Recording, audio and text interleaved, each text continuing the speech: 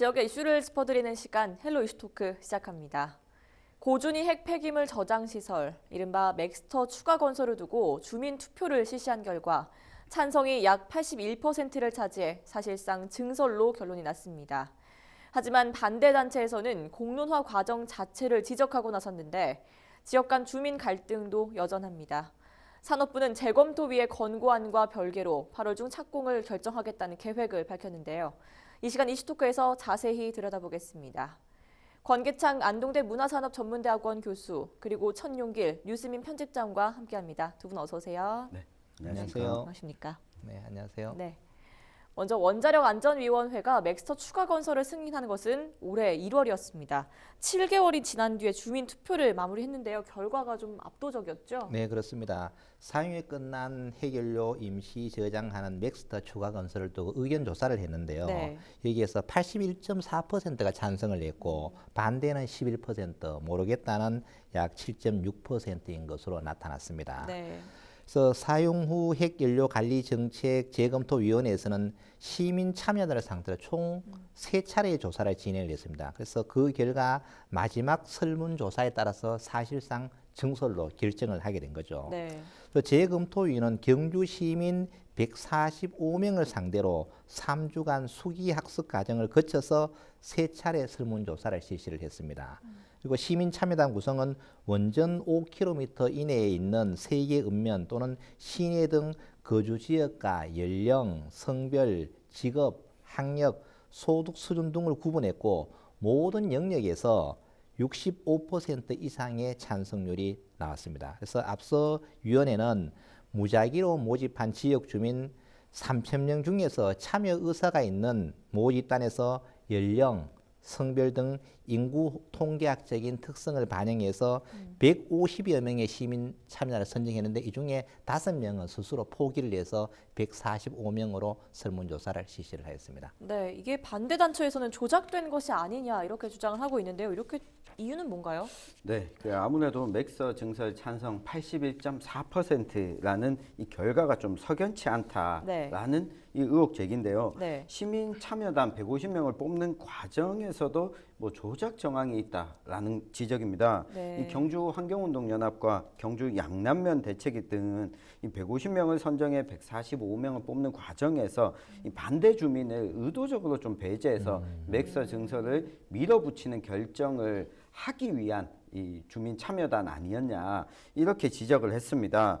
이 맥서 증설 여부를 결정하는 공론 조사를 위한 인원 구성을 할 때 가장 중요한 게 이 찬반의 비율인데 네. 기존에 찬성하고 있거나 반대하고 있거나 이걸 동수로 맞춰놓고 오랫동안 수기 과정을 거쳐서 결정을 해야 되는데 연령이라든가 성별 이것들만 고려해서 지역만 고려해서 배정을 했다. 이게 어떻게 보면 애초부터 찬성의 기준을 놓고 이걸 추진한 것 아니냐 이런 지적인데요.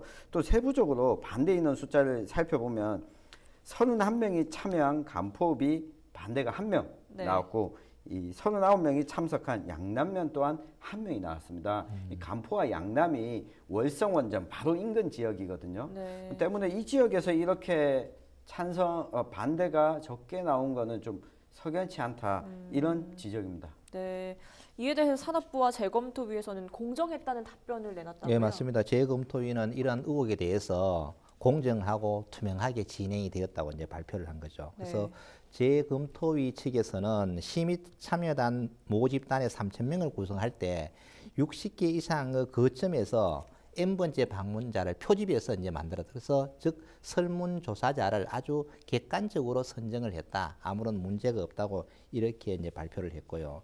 또 산업부 장관 또한 반대편에서 진행할 리서치 표본조사가 네. 재검토 그 표본조사 어떻게 다른지부터 먼저 확인을 해야 된다. 네. 아까 우리 청 기자님 말씀하신 반대쪽에서 이런 문제가 있어. 그럼 거기에는 그럼 도대체 어떻게 표집을 했느냐 이것을 한번 살펴봐야 된다. 이렇게 주장을 했고요. 어쨌든 이번 재검토위 주민투표는 농률협회가 한 랜덤 조사로 통계 방법에 의해서 공정성을 담보를 했다라고 주장을 하고 있습니다. 네, 결국에 찬반 구성 비율을 고려하지 않았다는 것이 쟁점인데요. 여기에 대해선 김남용 지역실행기구 위원장의 발언이 있었습니다. 잠시 확인해 보시죠. 여러 가지 우리 그 지역 실행교하고 협의가 있었습니다. 그런 과정에 찬반에 구성하는 비율도 있었는데 아마 그 재검토위의 수기분과에서 그 이 방식이 가장 공정한 어떤 그런 방식이 아니겠나. 네, 지역실행기구 위원장의 발언 확인해 보셨는데요.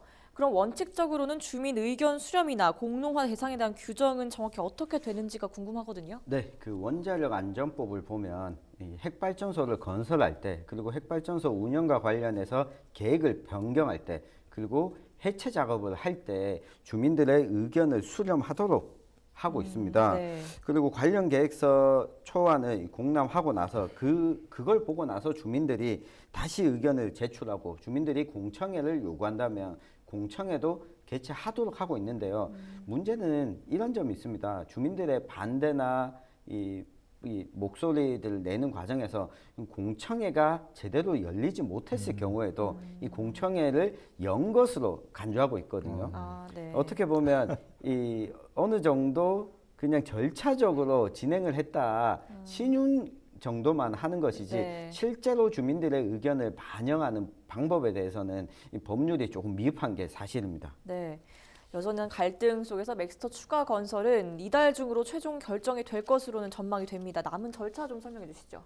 예, 한수원의 계획은 기존 7개의 맥스터에 추가로 7개를 더 건설하는 것입니다. 그래서 2단계 맥스터는 경주시 양북면 월성 원전 부지 내에 들어설 것으로 저장 용량은 약 16만 8천 다발로 1단계 맥스터와 같습니다. 네. 그래서 현재 재검토위원회는 지역 의견 수렴 결과에 대한 통계적인 분석과 내부적인 논의를 거쳐서 권고안을 작성하게 되는데요. 여기서 다만 현재 진행 중인 사용 후 핵연료 중장기 관리 방안에 대한 공론화를 모두 마친 후에 최종적으로 이제 권고안을 만들겠다 이런 이제 의견을 제시하고 있고요. 네. 이후에는 이제 주무부처인 산업통상자원부에 권고안이 제출이 되고 이를 건네받은 산업자원부는 권고안을 토대로 맥스터 증설 여부를 최종적으로 결정을 하게 됩니다. 그 다음에는 한국수력원자력이 월성원전 맥스터 증설에 관한 공작물 축조를 신고를 하고 경주시 양남면에서는 신고를 수리하면 됩니다. 네. 이러한 과정을 이제 거치면 모든 게 끝이 나는데 한수원은 이를 위해서 2016년에 원자력 안전위원회에 운영 변경 허가를 신청을 했어요. 또 그리고 올해 1월에 운영 변경 허가를 받아놓은 상태입니다. 네. 또 그리고 2017년에는 시공사업자를 선정을 했고 2018년에는 기자재 공급자도 이미 선정을 해놓은 겁니다. 그래서 이런 이유 때문에 쉽게 이야기하면 이미 결정해놓고 하는 거 아니냐 이런 반론도 제기가 되는데 네. 한수원 입장에서 이런 준비를 미리 해놓아야만 빨리 진행을 할 수 있기 때문에 이렇게 준비를 해놓았다고 이야기를 하고 있습니다. 네. 재검토위와 월성원전본부의 방침 직접 확인해 보겠습니다. 전국 의견 수렴이 아직 안 끝났거든요. 경주 지역 의견 수렴이 끝나서 이제 왔고 결과는 정부에 전달을 하는데 그 권고문은 아마 정부하고 다 합쳐서 제출을 할 거예요. 작성을 할 거고요. 맥스터 추가 건설에 관한 지역 의견 수렴 결과를 존중하고 안전한 맥스터 건설을 위해 최선을 다할 것입니다. 정부 및 지자체와 긴밀히 협력해서 포화 예상 시기인 2022년 3월 이전에 완공할 수 있도록 할 것입니다. 네, 지금 맥스터 상태는 2022년 3월이면 완전히 포화 상태가 될 것으로 내다보고 있는데요. 건설에만 19개월이 걸린다고 하죠? 네, 그렇습니다. 맥스터에 대해서 다시 한번 설명을 드리면은 네. 중수로 원자로에서 사용하고 남은 방사능 폐기물의 사용 후 핵연료를 저장하는 건식 저장 시설입니다. 즉 고준위 핵 폐기물 저장 시설을 말하는데 네. 이것을 건설하는 데는 약 19개월이라는 긴 시간이 소요가 됩니다. 그래서 현재로서는 포화 시기가 도래하는 2022년 3월의 기한을 맞추기 위해서는 곧바로 착공에 들어가야 되는 거죠. 이것이 네. 늦어지면은 그때 되면은 더 이제 심각한 문제가 발생을 하게 되겠죠. 네. 사실상 모든 절차를 마무리한다고 해도 이해 지역 주민 갈등은 배제할 수 없는 상황인데요. 지역 간의 입장차가 다를 수밖에 없지 않나요? 그렇죠. 지금 앞서서 재검토위 관계자가 이 경주 지역 의견을 수렴하고 이제 전국적인 의견 수렴을 하겠다라고 밝혔는데 네. 행정구역상 이 월성 원자력 발전소가 위치하고 있는 것이 경북 경주시입니다. 네. 그러다 보니까 행정구역 내에서만 주민 의견 수렴을 했거든요.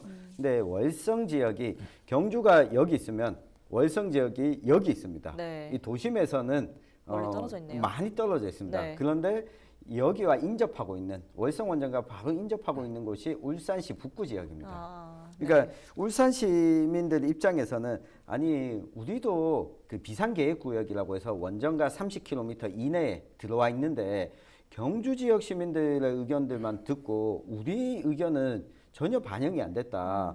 실제 울산 주민들 같은 경우에는 자체적인 주민 투표를 좀 실시해 봤는데요.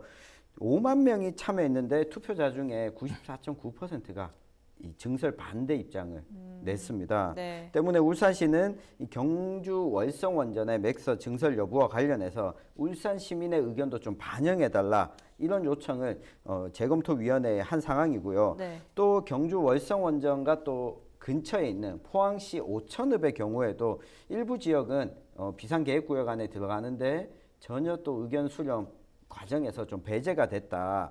그래서 울산과 마찬가지로 좀 공동 대응을 나서겠다 이런 입장을 밝히고 있습니다. 앞으로 경주뿐만 아니라 인근 지역 주민들 타 행정구역은 다르지만 다른 지역의 주민들의 의견 역시도 좀 제대로 반영할 수 있는 절차를 만들어야 되지 않을까 싶습니다. 네. 이래서 이제 재공론화 청원도 올라오고 있다는데요. 내용이 어떻습니까? 가장 기본적으로는 경주 월성은 행정구역인 경주잖아요. 네. 그러나 실제 생활권으로 보면 또 울산이 더 가깝거든요. 울산과 바로 인접했기 때문에 아마 네. 울산 주민들이 이런 반발이 거센 것 같은데요. 일단 탈핵 시민 단체를 중심으로 반발이 계속되고 있는데 네.